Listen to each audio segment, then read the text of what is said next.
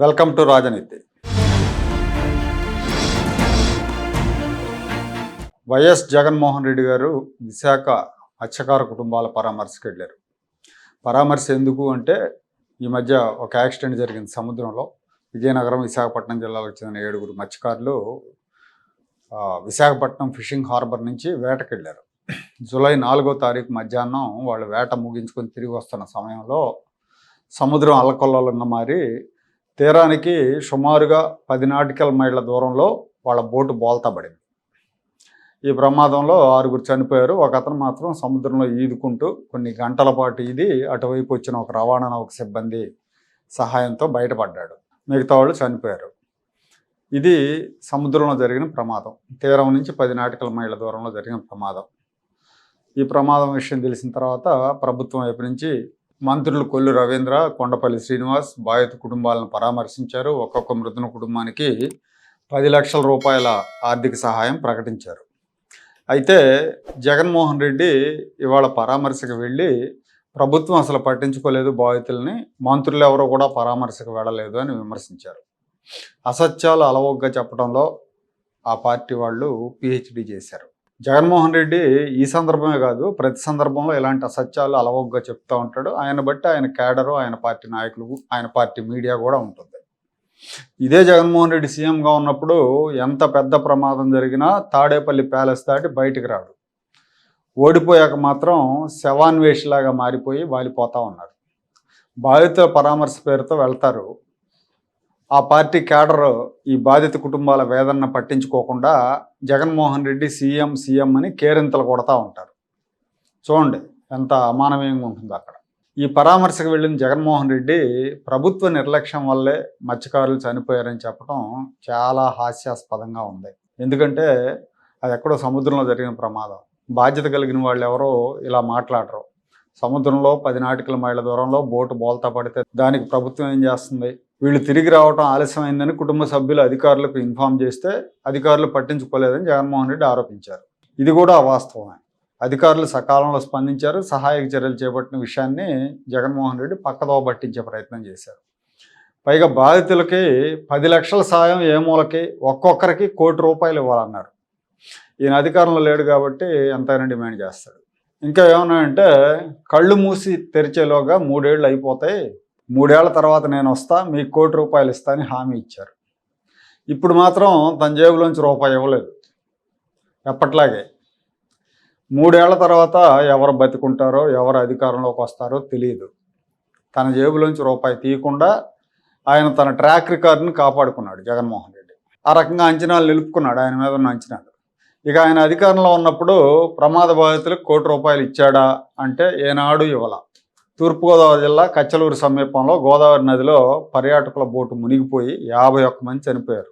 అతిపెద్ద దుర్ఘటనది. ఆ రోజున వాళ్ళకి ₹10 లక్షల పరిహారం ప్రకటించాడు ఈయన. కనీసం పరామర్శకు వెళ్ళలేదు.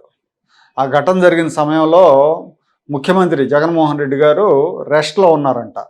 ఆయన రెస్ట్లో ఉన్నారు. లేపి ఆ విషయాన్ని ఆయనకి తెలిపితే ఆగ్రహిస్తారని ఆ విషయాన్ని సీఎంకి తెలియజేయడానికి కూడా పిఏలు పిఎస్లు వెనకాడారన్న ప్రచారం అప్పట్లో జరిగింది. అలా ఉంటుంది ఆయనతోటి. అలాగే సొంత జిల్లాలో అన్నమయ్య డ్యామ్ విషయం. ఈ ప్రమాదంలో 38 మంది చనిపోయారు. ఒక్కొక్కరికి కేవలం 5 లక్షలు మాత్రమే ఇచ్చారు. ఇవి 2 ప్రభుత్వ వైఫల్యం కారణంగా జరిగిన ప్రమాదాలు. అప్పుడు జగన్ ఇచ్చిన పరిహారం 5 లక్షలు, 10 లక్షలు. ఇప్పుడు అధికారం తంద కాదు, ముఖ్యమంత్రి తనగాడు. తంద కాకపోయేసరికి ₹1 కోటి డిమాండ్ చేస్తున్నాడు. బాధితులకు లేనిపోని ఆశలు కల్పిస్తున్నాడు. ఆయన అధికారంలో ఉన్నప్పుడు మత్స్యకారులు బోట్లు తగలబెడితే రూపాయి ఇవ్వాల.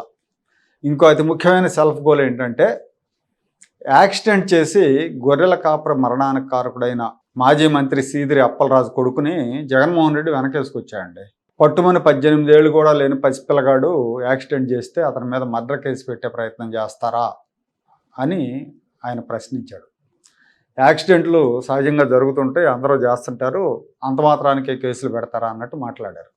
నిజమే, యాక్సిడెంట్లు జరుగుతుంటాయి. అది కావాలని కూడా ఎవరు చేయరు, పొరపాట్లు జరుగుతూ ఉంటాయి. అంత మాత్రానికి కేసులు పెట్టకుండా ఊరుకోరు. చట్టం తన పని తాను చేసుకుపోద్ది. సిదిరి అప్పలరాజు కొడుకు 18 ఏళ్ల పిల్లోడు. సిదిరి అప్పలరాజు డాక్టర్, పలాస ఎమ్మెల్యే, మంత్రి, ఫిషింగ్ మంత్రి మన ప్రభుత్వంలో. సిదిరి అప్పలరాజు కొడుకు 18 ఏళ్ల పిల్లోడు బైక్ తోలుతా ఉండి కర్మవశాత్తు బైక్ తోలుతా ఉండి ఎవరిలో గుద్ది బైక్ తోలుతా ఉండి ఒక మనిషి చనిపోయాడు. యాక్సిడెంట్లు అవుతూ ఉంటాయి, చేసింది నేను కరెక్ట్ అని నేను చెప్పను. బట్ ఆ పిల్లోడు 18 ఏళ్ల పిల్లోడు బైక్ తోలుతా ఉండి ఆ పిల్లోడికి ఏం తెలుస్తుంది? ఒకసారి జరుగుతాయి. జరిగినప్పుడు నువ్వేం చేస్తా ఉన్నావు? ప్రభుత్వం ఏం చేసిందో తెలుసా? ఆ సిదిరి అప్పలరాజు కొడుకును మర్డర్ కేసులో హోమిసైడ్ సెక్షన్ పెట్టి ఇరికించాలని ప్రయత్నం చేసింది.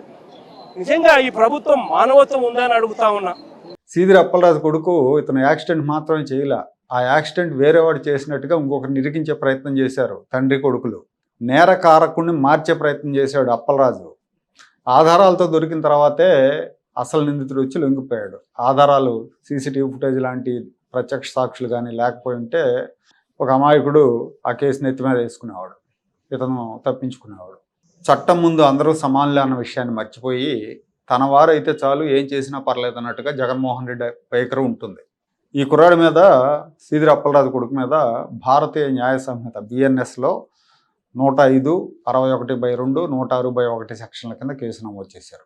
హిట్ అండ్ రన్ కేసులు, నిర్లక్ష్య డ్రైవింగ్ వల్ల ప్రమాదం జరిగినప్పుడు ఈ కేసులు పెడతారు. తన చర్యల కారణంగా అవతల వ్యక్తి చనిపోయే ప్రమాదం ఉందని తెలిసినా వదిలేసి వెళ్ళటం, మితిమీరిన వేగం, మద్యం మత్తులో డ్రైవింగ్ చేసి ప్రాణాలు తీయటం వంటి ఘటనలు జరిగినప్పుడు ఈ సెక్షన్లు పెడతారు. అంతేగాని ఈ కుర్రాడి మీద మర్డర్ కేసు ఏం పెట్టలేదు. జగన్మోహన్ రెడ్డి చెప్పినట్టు ఈ ఘటనను దాచడానికి ప్రయత్నించడం, తన కొడుకు బదులు ఇంకొకరిని నిందితుడిగా ఒప్పించినందుకు అప్పలరాజు మీద కూడా కేసు నమోదు చేయాలి. ఇక్కడ ఇంకో విషయం చెప్పాలి. జగన్మోహన్ రెడ్డి సత్తెనపల్లి పర్యటనకు వెళ్ళినప్పుడు అప్పట్లో దాదాపు ఏడాది పైన అయింది. ఆయన కారు కింద పడి ఒక అతను చనిపోయాడు, మీకు గుర్తుండే ఉంటుంది. ఇప్పుడు అప్పలరాజు చేసిన పని నాటితే జగన్మోహన్ రెడ్డి కూడా చేశాడు. వాళ్ళకి అవేం పెద్ద నేరాలు అనిపించవేమో. పట్టించుకోకుండా కారు కింద పడి అతను చనిపోతే పట్టించుకోకుండా బాడీని పక్కకు లాగేసి పడేసి వెళ్ళిపోయారు. కనీసం హాస్పిటల్కి తీసుకెళ్ళండి ఎవరికైనా చెప్పడం కానీ ఏది లేదు. అది బాధితుల పట్ల జగన్మోహన్ రెడ్డి నైజం. తన మనుషులు నేరం చేస్తే వాటిని పిల్లకాయల ఆకతాయి పనులుగా కొట్టిపడేస్తుంటాడు. మన విజయవాడలో రౌడీ షీటర్ పిల్లసాయి బంధువుల పరామర్శలో కూడా ఇలాగే మాట్లాడారు. పిల్లోళ్ళు ఏదో తెలిసి తెలియని వయసులో తప్పులు చేస్తే చర్యలు తీసుకుంటారా అని మాట్లాడారు. ఇక్కడ కూడా ఇంకో విషయం చెప్పాలి. ఎన్నికలకు ముందు ఇదే జగన్మోహన్ రెడ్డి ఇదే విజయవాడలో ప్రచారం చేస్తున్నప్పుడు ఏదో తగిలి కంటికి గీరుకుపోయింది. కనురెప్ప నుదురు దగ్గర అక్కడో గీరుకుపోయింది. కంటికి గీరుకుపోయిందేమో అతనికి, విజయవాడ పశ్చిమ ఎక్స్ఎమ్మెల్యే వెల్లంపల్లి శ్రీనివాస్కి. అతను గుడ్డి కట్టు కట్టుకొని యాక్షన్ చేశాడు. ఈయన నుదురు దగ్గర ఇంత పెద్ద కట్టు కట్టుకున్నాడు. అది అసలు గజమాలు వేస్తున్నప్పుడు అదేదో ఇనపతేగ గీసుకుపోయిందని చెప్పి అని కూడా అన్నారు. కాకపోతే గులకరాయితో హత్యా ప్రయత్నం డ్రామా ఆడారు. జగన్మోహన్ రెడ్డి మీద హత్యా ప్రయత్నం జరిగింది, గులకరాయితో కొట్టారని. నిజంగా చంపేవాడు గులకరాయితో కొట్టాడు, ఇంకా దేంతో అన్న బుల్లెట్తో కొడతాడు. సరే గులకరాయితో కొట్టారని చెప్పి సతీష్ అనే ఒక ఒడ్డెర కుర్రాడిని 18 ఏళ్ల వయసు, అతను పిల్లగాడు, అతను కూడా ఆ కుర్రాడిని ఆ కేసులో ఇరికించారు. అప్పటి విజయవాడ పోలీస్ కమిషనర్, ఇప్పుడు సస్పెన్షన్లో ఉన్న తహసీల్దారు కాంతిరాణ తాత ఓవర్ యాక్షన్ చేసి ఆ కుర్రాడిని ఇరికించి నేరం ఒప్పుకోవాలని నానా ఇబ్బందులు పెట్టారు. తుపాకీతో బెదిరించారని కూడా ఆ కుర్రాడు బయటకు వచ్చిన తర్వాత చెప్పాడు. 45 రోజులు జైల్లో పెట్టారు ఇతన్ని. ఇతను ఏంటంటే ఆ రోజు కూలి పని చేసుకుని ఇంటికి వెళ్తున్నాడంట. సాయంత్రం ఇంటికి వెళ్తా ఉంటే కాసేపు వైసీపీ జెండా పట్టుకు 300 ఇస్తామన్నారంట. అందుకు 300 వస్తాయి కదా అని జెండా పట్టుకుని రోడ్డు పక్కన నిలబడినందుకు ఇతను బలయ్యాడు. ఎన్నికల సింపతి కోసం అతను బుక్ చేశారు. మరి ఆ పిల్లాడికి కూడా 18 ఏళ్లే కదా. పసిపిల్లోడిని ఇరికించడం ఏంట్రా వదిలేయండి అని ఆనాడు ఎందుకు అనలేదు జగన్మోహన్ రెడ్డి? ఆ ప్రశ్న అడిగితే ఏం సమాధానం చెప్తాడు జగన్మోహన్ రెడ్డి? అలాగే తెనాల్లో రౌడీ షీటర్ల వ్యవహారం, అక్కడ కూడా అంతే. ఆ గంజాయి బ్యాచ్ రౌడీ షీటర్లు నానా ఇబ్బందులు చేస్తూ ఉంటే పోలీసులు నడి రోడ్డు మీద కౌన్సిలింగ్ ఇస్తే ఆ రౌడీ షీటర్ల పరామర్శకు వెళ్ళి పోలీస్ చర్యలను ఖండించారు. రౌడీలు, గూండాలు, గంజాయి బ్యాచ్లను సమర్థిస్తూ ఈ చర్యల ద్వారా తను క్రిమినల్స్కి భరోసా ఇస్తున్నారు. ఇది జగన్మోహన్ రెడ్డిని రేపటి ఎన్నికల్లో చావు దెబ్బ తీసే అంశం ఖచ్చితంగా. జగన్మోహన్ రెడ్డి పరామర్శకో ఇంకేదైనా కార్యక్రమానికో లేదా ఏదైనా ప్రెస్ మీట్ పెట్టడం జరిగినప్పుడు ఖచ్చితంగా సెల్ఫ్ గోల్స్ ఉంటాయని ప్రత్యర్థి పార్టీల నాయకులు, కార్యకర్తలు ఎదురు చూస్తూ ఉంటారు. ఎప్పుడెప్పుడు సెల్ఫ్ గోల్ వేసుకుంటాడా, పండగ చేసుకుందాం అన్నట్టు ఉంటారు. వాళ్ళ అంచనాలని ఈయన తలకిందులు చేయరు, వాళ్ళ అంచనాలను అందుకుంటారు. ఇదే మాదిరిగా జగన్మోహన్ రెడ్డి ముందుకు పోతే 2029 కాదు కదా 39లో కూడా ప్రజలు ఆయన్ని ఆదరించరు. ఎందుకంటే ఎవరు కూడా ప్రశాంతంగా బతుకుదాం అనుకుంటారు. రౌడీలు, గూండాలకు సపోర్ట్ చేసే పార్టీకి ఓట్లు వేయాలి అనుకోరు ఎవరు కూడా. ఇంకో విషయం ఏంటంటే డిజిటల్ మీడియా కానీ లేదంటే శాటిలైట్ మీడియాలో చాలాసార్లు ఏంటంటే ఒక్కోసారి కంటెంట్ ఉండదు. కంటెంట్ లేనప్పుడు అబ్బా ఈరోజు కంటెంట్ లేదే అనుకుంటూ ఉంటారు. సో అలా కంటెంట్ లేదని బాధపడే వాళ్ళకి 2-3 రోజులకు సరిపడే కంటెంట్ ఇస్తాడు జగన్మోహన్ రెడ్డి. అందుకే అంటాను, జగన్ తన మీద ఉన్న అంచనాలను అందుకోవటంలో సూపర్ సక్సెస్ అయ్యాడని.